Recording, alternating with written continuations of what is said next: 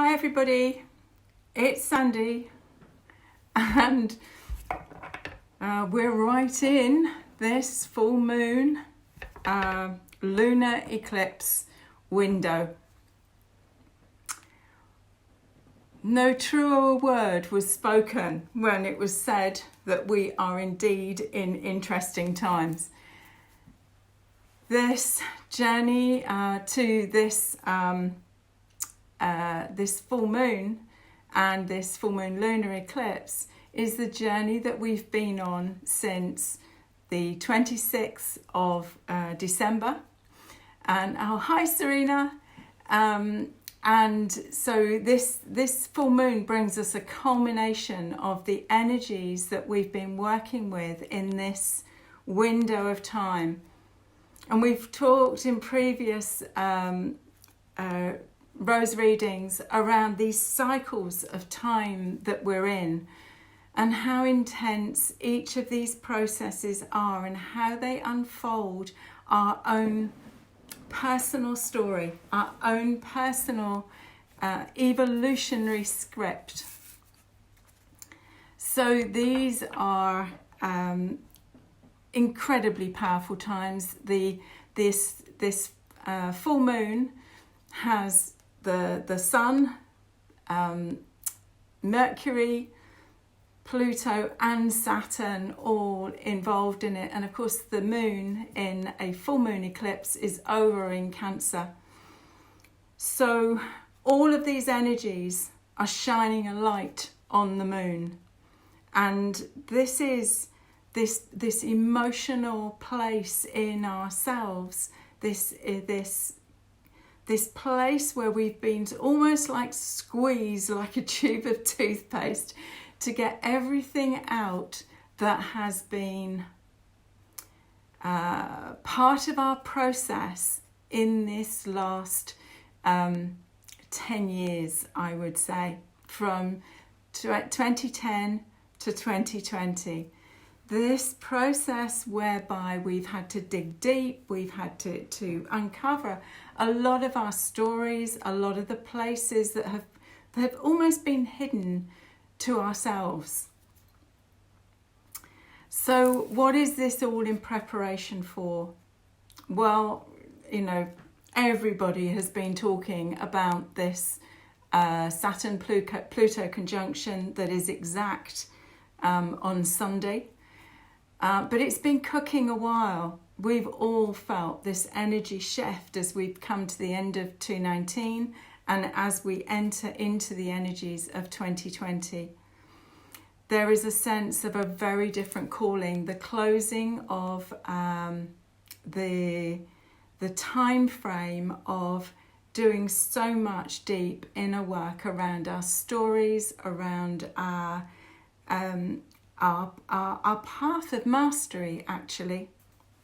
Hi Lisa, hi Paula, hi Francesca. So, you know, this path that we've been on of rooting around in the shadow, rooting around in the family scripts and the Pandora's box of blessings that we came in to deal with, to sort out and to deal with. You know, this is come to the closure. This is the closing point of this need to root around. My sense is, and particularly it's the wisdom that this new Rose Oracle is offering, is the fact that this is the time where we gather all that we have uncovered about ourselves, all that we have discovered about our story, our patterns, our scripts, and we bring it to a place of acceptance of the choices that we've made, acceptance of the the places where we could look and say, well, I could have done that better, or I could have made a different choice, and blah blah blah. This point of this Saturn-Pluto conjunction feels to me to be a place of initiation. It's a place of really being able to own the mastery, the place that we've got to now compared to how we were in 2010, what the storyline was in 2010, and how we have come to this place now. I mean, Saturn is the great initiator.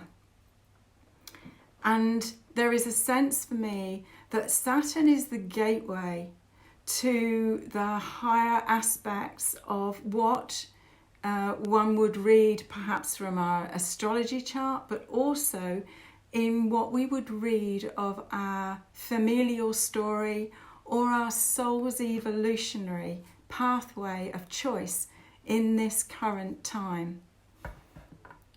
There's a sense that this lunar eclipse, this full moon lunar eclipse, is another preparation point, another contraction, if you like, a squeeze and an opening, because actually, this moon is in Cancer. There's a deep emotional place that is calling to be seen, to be recognised within ourselves.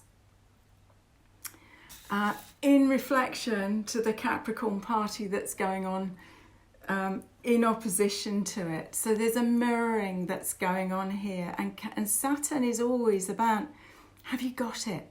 Have you absolutely got the message? Have you got what I've been trying to get you to see in this last year? Because, the planets, Pluto and Saturn, are slow-moving planets. And their impact tightens and becomes stronger and stronger as the planets ply together to actually make that exactitude. The intensity of the energies, the intensity of the squeeze point, the intensity of digging deep to see whether there is anything else here that needs to be seen around the path from the past and the stepping forward into the future. It's a fascinating place, this journey of inner mastery, of coming into this place of being able to hold the energy of the tools of mastery that we've been drawn to in this last, well, for some of us, for 25, 30 years even, but certainly in this last 10 years. What is it that you've been mastering? Have you been spending time in meditation? Have you been spending time in contemplation? Have you been learning new tools?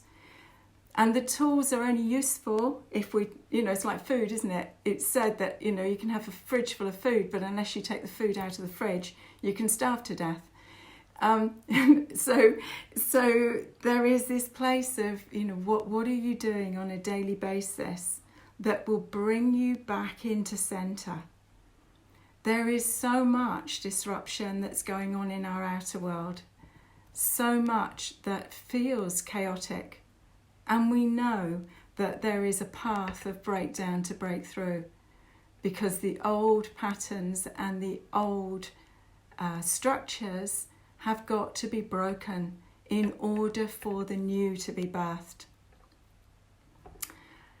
So there is the benefit that comes from that crisis point in which we reach out. We reach out and connect with those who have like minds or who have a visionary impulse that matches something that's going on in us that is a truth. This is a place where we have to move from any false self-constructs that we have created in order to keep ourselves safe and loved, or to navigate perhaps some more tricky things that we've had to deal with in our lives. There is a place in which that authenticity has to be the shining light that shines the light forward into our pathway forward so that we can see the next steps. Because for so many of us, and me included, this has been my path in uncovering all of these aspects of false self that I have created in order to navigate my way through a world that's felt unsafe, through relationships that have felt unsafe. And of course, the only place that we can go where there is safety is within ourselves. When we come back in, and again, for many of us, there has been a path of aloneness that has been instrumental in coming into this place of self-mastery and honouring ourselves, that gives us the opportunity to get to know ourselves at a different level. And it's from that place, of course, that we go forward and that we can be inspirational guides and way showers for others. The place of safety, the place of root, has to be within ourselves. Interesting that all of this party is in Capricorn, all of this astrology party is in Capricorn, which is the sign of the mountain goat. It is the sign of initiation, but it is about being able to navigate the pathway safely up the mountain, to be able to stand on the top of the path of mastery that we've taken. So, yeah, this is indeed, it feels to me to be a key point in our journey going forward. The fact that we have managed to navigate ourselves to this really powerful window that this weekend offers. And of course, as I say, the Pluto-Saturn thing is a long-standing conjunction. It's been building and building over this last year. As it moves past, as these two energies start to separate, there will still be an impact, but it won't be as strong. And we have this journey with Saturn and Pluto dancing together all of 2020.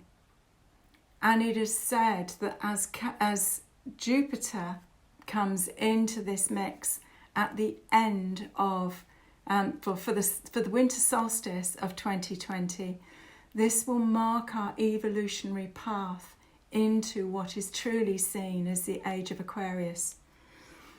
And as an Aquarian,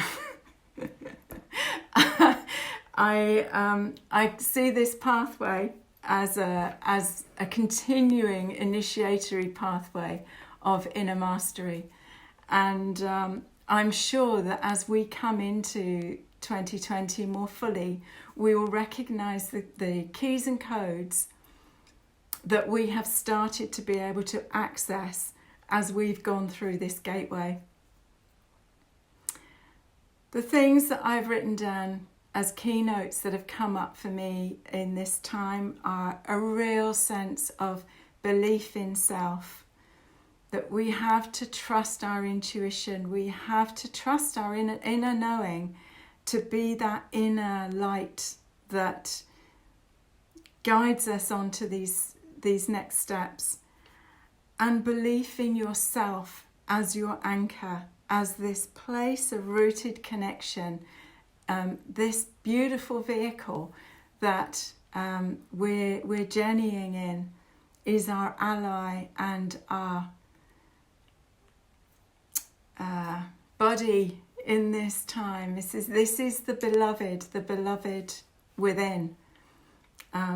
And on that note, for any of you that have done work with me and have done any work with the roses, I've got the first of one of the new classes here in the Rosie Temple, somewhere around the 15th of February, which is a new class called The Beloved Within, which has got one of the new grids that's working with the new Oracle deck. So it's a small group, but if you've worked with me and you feel drawn to be part of that new pathway, it's up on the website now. But this place of inner marriage, this place of this connection with this inner beloved, feels to be one of the keynotes for me as we go into next year, into this year fully, and to feel emotionally connected with self. So really being able to be consciously aware of where we get triggered, to be very consciously aware. You know, for someone like myself, I take time to process. I'm not an instant shift. Some people are really, it's really clear, and it's, you know, flick of a switch and you get the information. For me, I need to take time. I've realised that I actually need quite a lot of me time as an HSP, a highly sensitive person, to actually keep myself centered and keep myself aligned. So it's a bit of a blessing and a curse, really. So the other place that I felt that was important to say was, you know, this complete trust in self. We now need to have that as our absolute keynote in this coming piece. So, shall we see what the rose is? And this is the new second edition rose deck. So we've got all of the cards again to work with us. And I've been getting some amazing feedback from those of you that have got the new oracle, particularly with the three heart star roses, because they hold the Christ consciousness coding, and this weave of love, wisdom and power that feels to be part of our mastery for this next 10-year cycle. So we're asking for the roses for their wisdom for us in this upcoming period.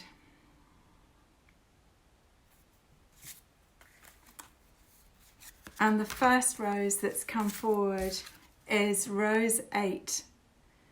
And Rose 8 is one of the roses from the original set. She sits on the heart field, and she sits at the back of the heart, and it's like when you're comforting someone, you will put a hand round on their back heart chakra. This is where she sits, and she's like coral. She says, "I've got your back."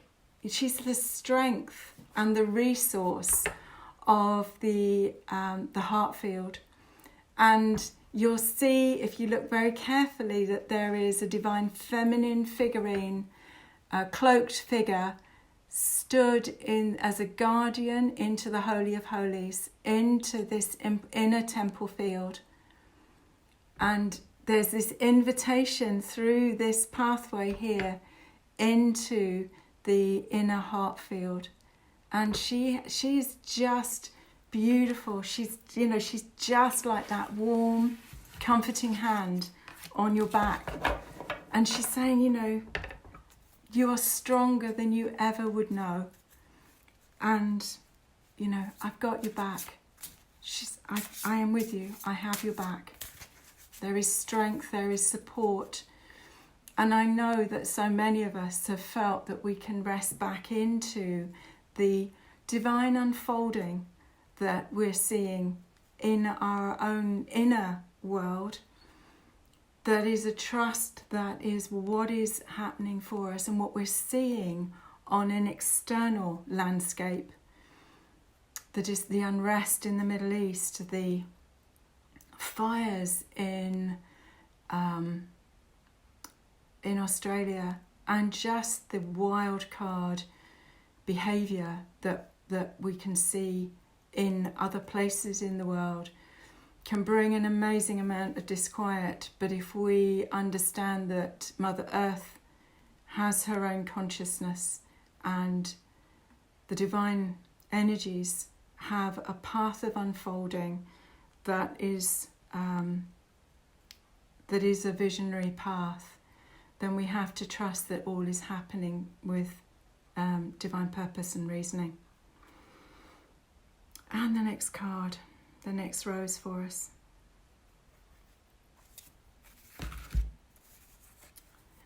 And she is Master Rose 1. And the Master Roses, She's Rose Ma 1. And the Rose Ma roses, the mother of the roses, are all I am statements. They're all I am presences. They are all a place of owning.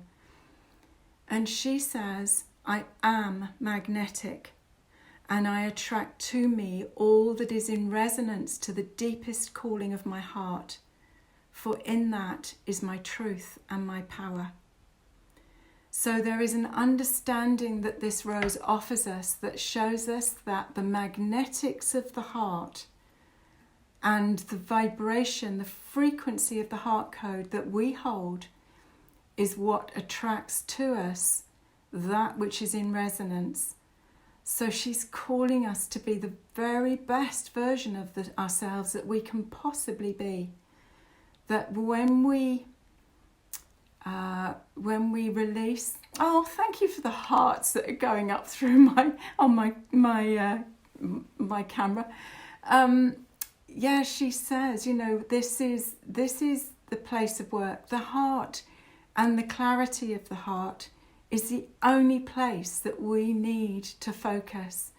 We need to release anything that is contracting the heart field in any way. Bring attention to it. Bring focused attention to it and let it move through. Emotion is energy in motion, but we've got to bring conscious awareness to where there still are triggers, where we are being guided to bring our attention to clear, align, and recalibrate our energy so that she can bring us all that is in our vision going forward. So let's see what the third rose wants to be that is going to guide our path.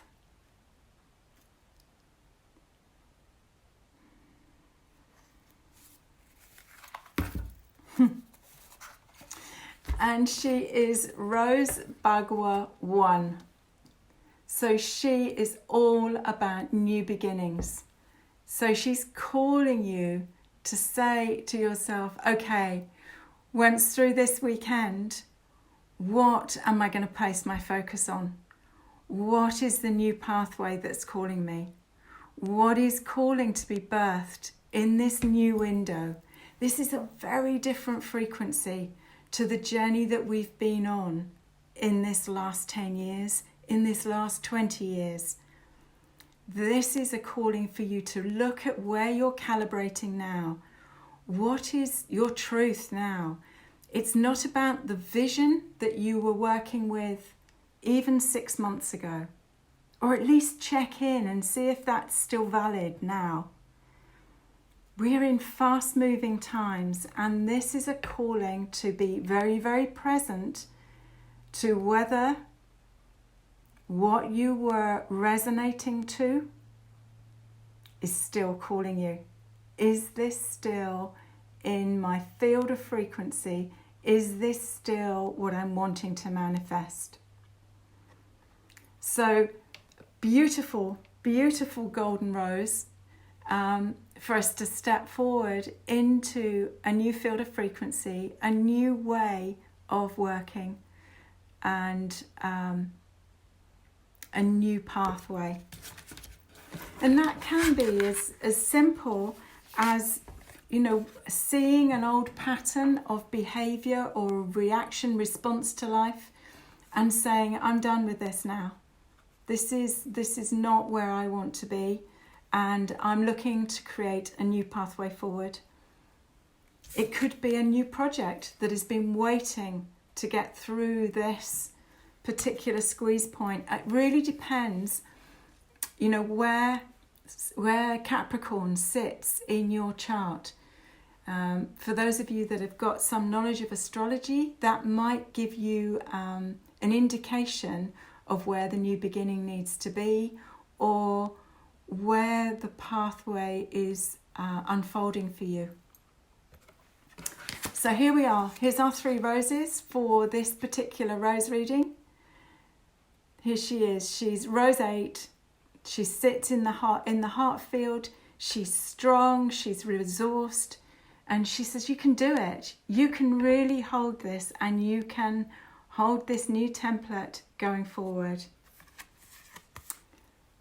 Rosemar 1, who is reminding us that actually the heart is your magnetic. She is your attractor factor, and she will attract to you all that is in resonance with the deepest calling and the frequency match of your heart. So absolutely keeping your heart as open and as active as possible is the keynote to this. And this one, be open to new beginnings. Be open to look again at what you had thought of your pathway forward. Is that still true for you? And if it is still true for you, then once through this weekend, it's really time to step forward. It's time to start the process of the manifestation of the vision. We're all vision holders in one way or another. We've all come as illuminators and to shine our lights in the world. So hopefully the 3 roses will guide you on your way. I've noticed that here in the Rosy Temple, the light has gone down since I've been on the call. It's getting dark outside again. What else have I got to tell you? On my website, there is a sign up for a free webinar on the 19th. That I will talk through the 7 levels of the New Rose Oracle and give you sort of a rough outline actually of what the 7 levels are that you've got in your magic box, and an invitation to do the Rose classes with me. I'll be doing them online and in person. So it really is, it's a pathway of inner mastery in working with the roses. But I've also got a new page that will be up on my website in the next 10 days that includes the people that have studied with me in the Rose classes and the Rose path in this last 10 years. And who are now weaving the roses with their own path of mastery. So there'll be some inspiration on there of the different ways that people have woven these rose codes of light and love into their own work. So some good things coming, and thank you so much for tuning in. And I hope that I shall join I'll join you you'll join me, or I'll join you at some point on the journey. And with love and rosy blessings on this full moon lunar eclipse, and a graceful journey through the intensity of the Pluto-Saturn conjunction on and the Capricorn party on Sunday. May we all gracefully move through this intensity and see where it takes us all. Until next, with much love and rosy blessings. Bye for now. Bye-bye.